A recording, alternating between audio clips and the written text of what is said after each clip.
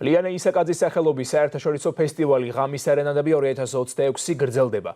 ბორჯომის შემდეგ მომდევნო საფესტივალო კონცერტი ბათუმის დრამატულ თეატრში გაიმართა.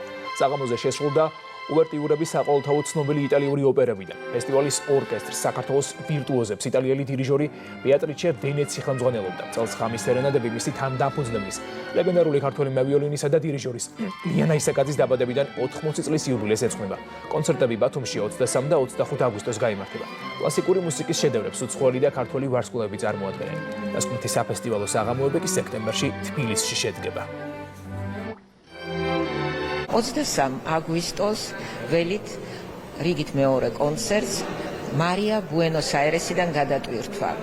საქართველოში ეს არის პრემიერა მსოფლიოში განთქმული პროექტის, რომელიც ანდრეს გაბეტამ შექმნა მარიო სტეფანოსთან ერთად.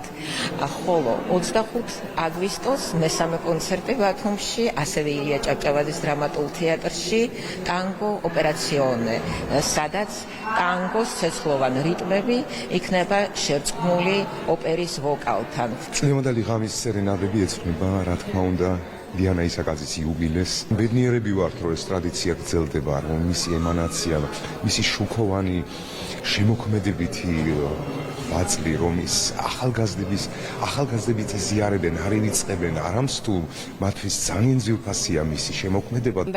დიდი პატივია ვიყო იმ ფესტივალის ნაწილი, რომელიც დაარსა ისეთმა საოცარმა მუსიკოსმა, როგორიც იყო ლიანა ისაკაძე. რამდენიმე წელი აქვს თანამშრომლობ ღამის სერენადების ფესტივალთან, მაგრამ ეს წელი არის განსაკუთრებული და საიუბილეო.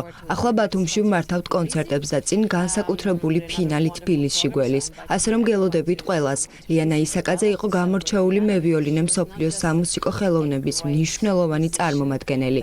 ამიტომ მისი დატოვებული მემკვიდრეობა დღემდე შთააგონებს ახალი თაობის მუსიკოსებს.